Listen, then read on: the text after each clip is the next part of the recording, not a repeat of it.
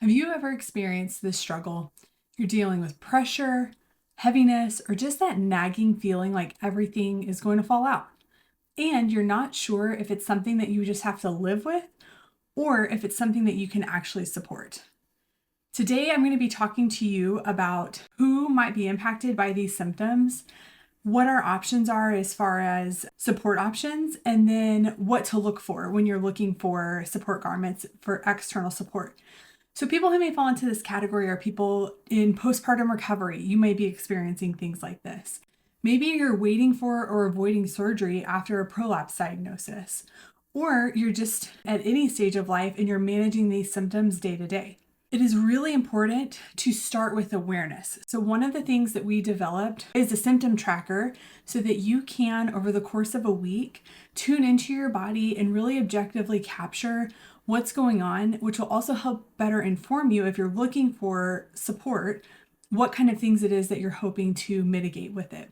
So at the link in the comments, you can access that free tracker. It's a great place to start. And then let's jump in. So when you're looking at pelvic floor support underwear and trying to understand what actually helps, there's a couple of things to keep in mind. So the first is that if you have these symptomatic flares and you are trying to mitigate those symptoms, that is when external support can be tremendously helpful. So if you think about like if you sprain your ankle and then you wear that ankle brace, that counter pressure can help provide that symptom relief while your body is recovering, or if you're working on a care plan with your pelvic floor PT, for example. So definitely during symptom flare-ups, external support can be a great choice.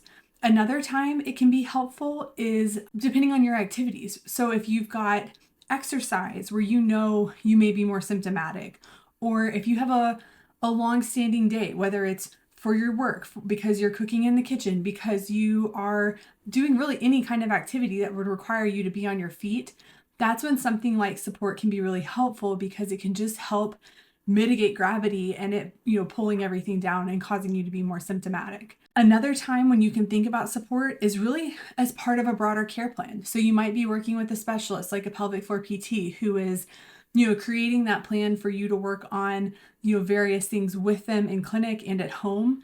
And external support can be a great way to make sure that you're showing up fully for that, because sometimes we know, it can be difficult to do things like even walk around the block.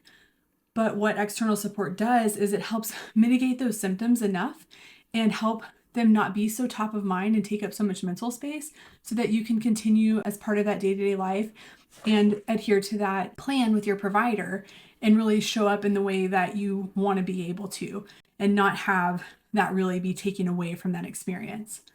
So those are some of the times in our life when support can really help. It's, like I said, during flare-ups, during certain activities, or just day-to-day as part of a care plan. The next thing we can talk about is what pelvic floor support underwear does and doesn't do. So first and foremost, what it does is it provides external lift and stabilization. So kind of like I talked about the ankle brace example, of course, our pelvic floor is this bowl of muscles that helps support everything, and it's deeply connected to our core and our back. And what external support does is it acts like a cue so that if you, for example, have more tense pelvic floor support muscles, it can cue those muscles to relax and not feel like they have to work overtime all the time and say like, hey, we've got you, we're here as well. Or the flip of that is if your pelvic floor is on the lax side and it doesn't always know how to activate and turn on, that external cue can help cue those muscles to turn on and say, okay, hey, we need to be engaging here when you're doing these different activities.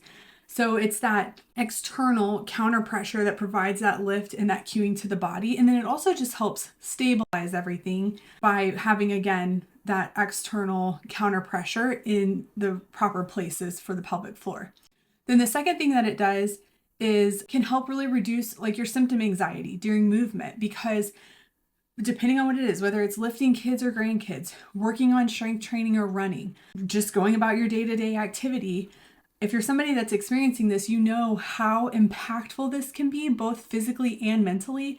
And when you're wearing external support, it can help you, one, not have those symptoms be so top of mind, two, just feel better in general, and then three, feel more confident knowing that as you're going about your day, you have that there with you and can just feel better doing those activities and meeting those responsibilities throughout the day.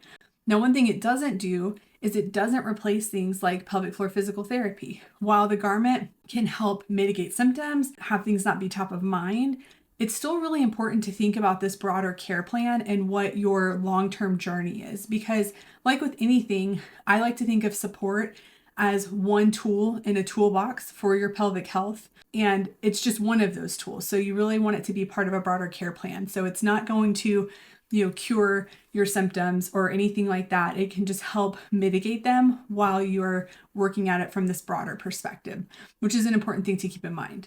And again, having that symptom tracker is a great way when you're working with your healthcare provider to know over time, okay, maybe at the beginning of this year, my symptoms were here, but then as I've worked through that plan, worn my support towards the end of the year, my symptoms are trending here. So it can be a great tool in that toolbox as well. Now, the third thing I'm going to talk about is how to choose the best prolapse support underwear, or just support in general, because there's a lot of options out there, and what will work well for one person may not work well for someone else.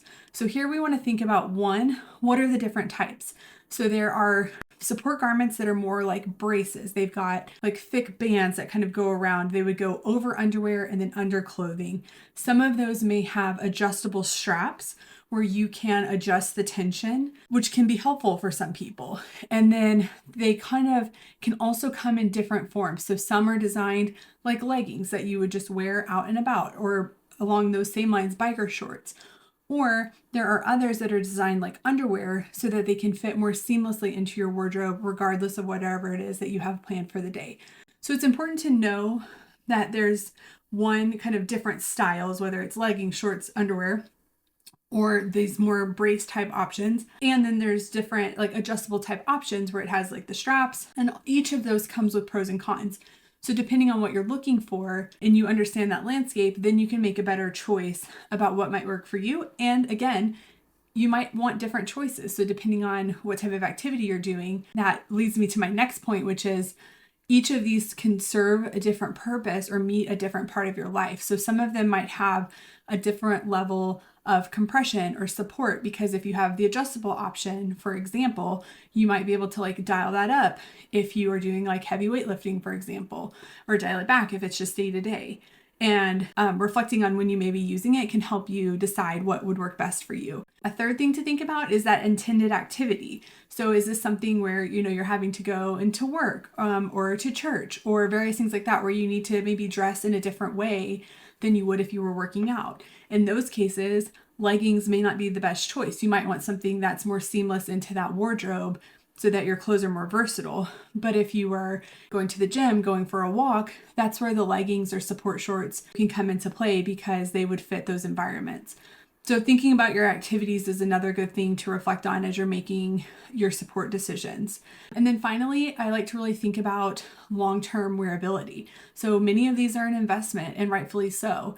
So you want to think about that level of comfort and versatility and then suitability under clothes, because you want to just make sure that you get something that feels very comfortable and like you will actually wear it and use it, because otherwise it just becomes, something else that gets shoved to the back of your drawer, and that doesn't help anybody. So we want to really be intentional with what you're choosing and make sure that that comfort is there. Otherwise, you're not going to use it, and it's just going to be a waste on a number of fronts, and you won't have that very important tool to help mitigate your symptoms. So really think about comfort and that wearability under clothes. And many of the brands out there offer return and exchange policies. So you could order a few, try them on, send them back, and that will really help you compare these different options to make sure that you get the one that works best for your body, because that's really the most important thing here, is finding something that works for you.